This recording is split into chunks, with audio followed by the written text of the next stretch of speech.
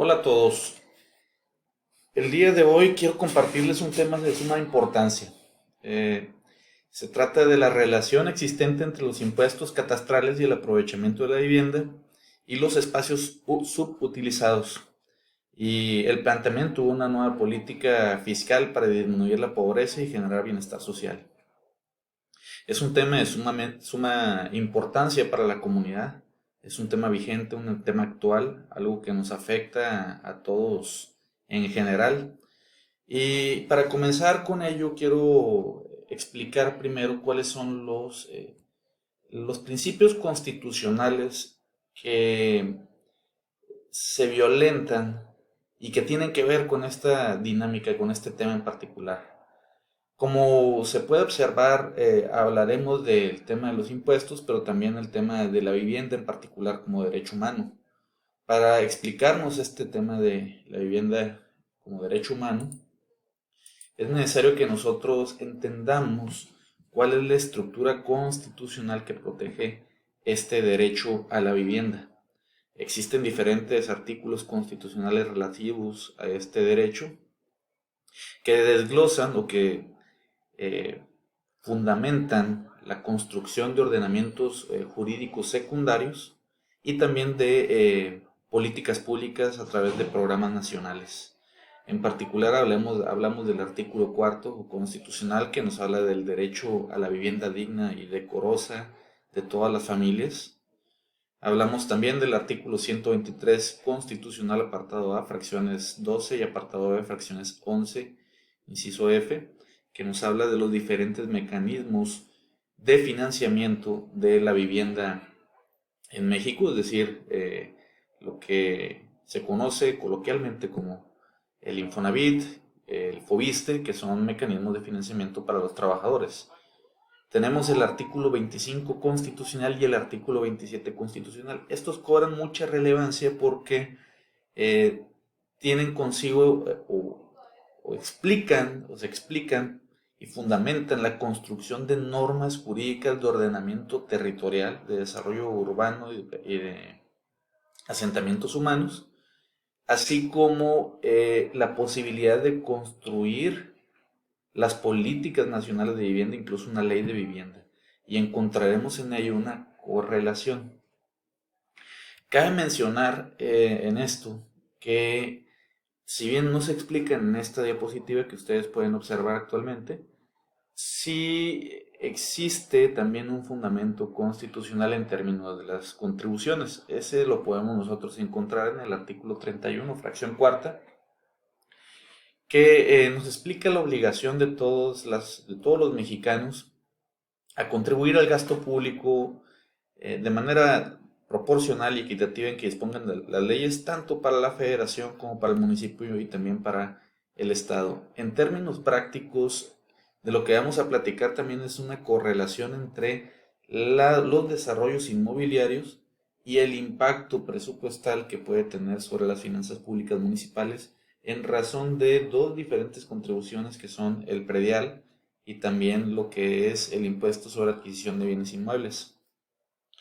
Pero para llegar a ese punto es necesario primero explicar cuáles son los problemas de la consecución de vivienda y también cuál es el origen en múltiples ocasiones de esas problemáticas. Es importante comenzar también por señalar o explicar que la pobreza, entendida como las carencias que se pueden suscitar entre los seres humanos, entre las necesidades básicas de los seres humanos, pues son de diferente índole, ¿no?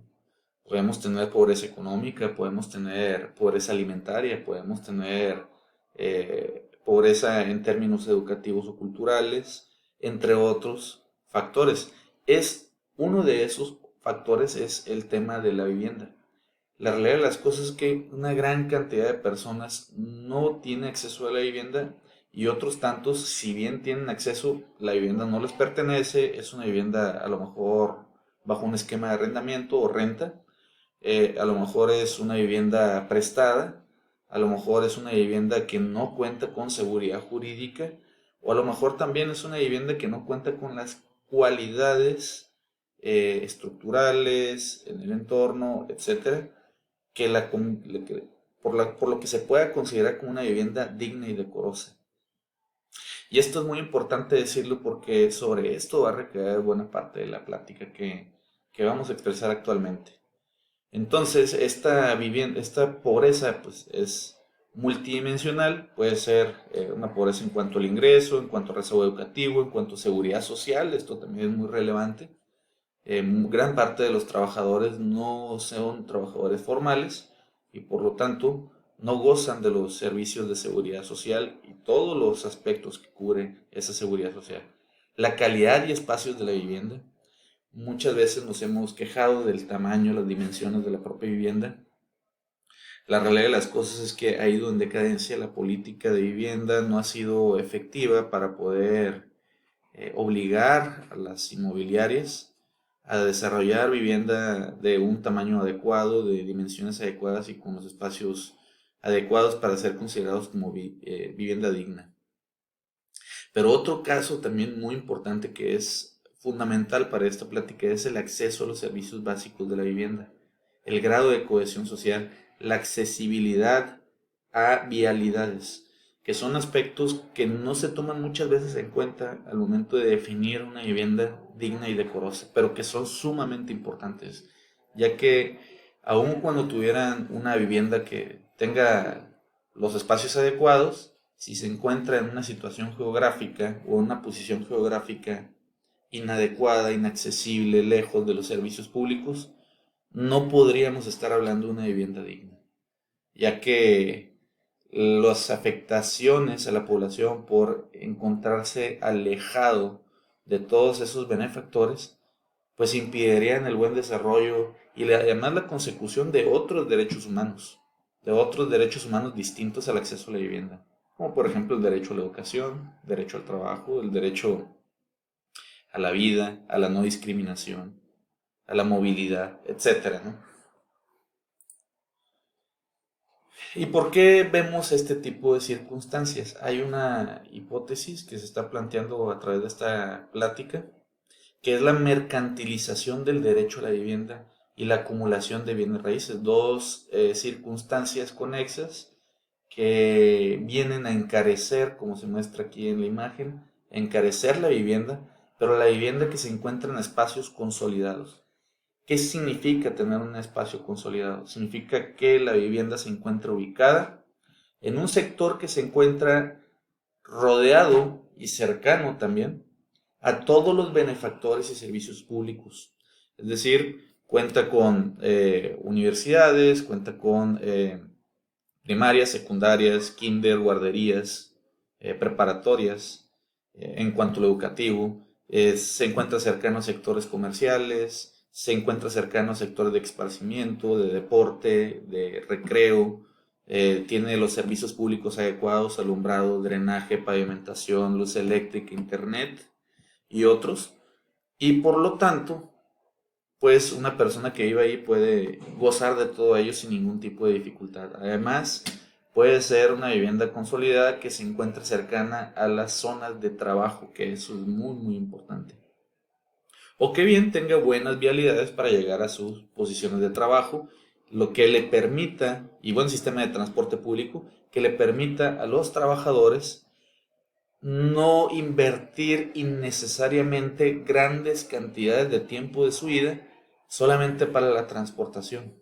Esto es muy importante porque cuando hablamos de esa dinámica, no nos damos cuenta que el hecho de trasladarse, para empezar, es un gasto, lo cual quiere decir que ya hay una mayor inversión del trabajador para obtener un rendimiento de su propio trabajo. Pero además de eso hay una inversión de tiempo. Y esto de la inversión de tiempo es un factor que pocas veces se considera, ya que invertimos muchas veces con ciudades grandes como la nuestra. Nosotros estamos aquí en Tijuana, una hora y media para el traslado. Si sumáramos eso, son 3 horas de tu vida que vas a pasar en el tráfico, en el transporte, sin ningún tipo de beneficio, ni físico, ni cultural, ni educativo, ni económico, ni de ninguna índole. Al contrario, es un riesgo. Entonces, son de ese tipo de cuestiones que precarizan la situación de los trabajadores. Entonces, el encontrarse en un entorno consolidado es importante. Sin embargo, los entornos consolidados ya no se observan como benefactores o proveedores de los derechos humanos o protectores de los derechos humanos, sino se ven a través de la visualización de la mercantilización. ¿Qué quiere decir esto? Ver el sector inmobiliario como un sector de inversión y financierista. Es decir, no me importan los derechos humanos, lo que yo tengo aquí es un bien que me puede generar rendimientos económicos, pero si lo rento, por ejemplo, no necesariamente a la venta. Y es ahí donde entran los diferentes mecanismos de financiamiento de estos nuevos sectores que encarecen a través de esa demanda, pero no demanda para vivienda, sino demanda para arrendamiento comercial, incluso hotelero, o bien incluso también para vivienda, pero arrendamiento al fin. Eso se financia a través de ciertos mecanismos que se han creado incluso gubernamentalmente. Por ejemplo, hablamos del fideicomiso inmobiliario para el arrendamiento. El fideicomiso inmobiliario para el arrendamiento es un mecanismo fiscal que utiliza los fideicomisos para generar acciones que se coloquen en bienes, que se coloquen como sectores de inversión en las bolsas de valores y que la gente pueda aprovecharlos, invertir su dinero y capitalizar. Lo mismo los bonos respaldados en hipotecas.